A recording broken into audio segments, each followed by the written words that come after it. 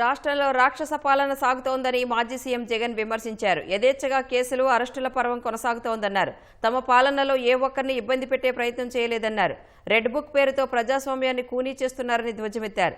విశాఖ, కోనసీమ, మన్యం, పశ్చిమ గోదావరి, సత్యసాయి జిల్లాలోని వైసీపీ ముఖ్య నేతలతో గుంటూరు జిల్లా తాడేపల్లిలోని తన క్యాంపు కార్యాలయంలో జగన్ సమావేశమయ్యారు. ఈ రాజకీయాలు చేసేటప్పుడు కేసులు వేస్తారు అన్న భయం లేనప్పుడే రాజకీయాలు చేయగలుగుతాం.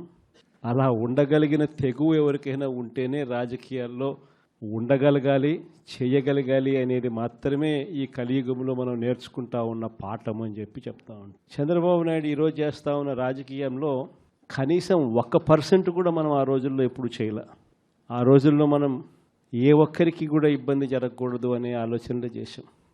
ఏ ఒక్కరూ కూడా ఆయనను ప్రశ్నించే స్వరం వినపడకుండా చేసేందుకు ఈ పెద్ద మనిషి చేస్తూ ఉన్న పాలన భయానక పాలన సృష్టించడం.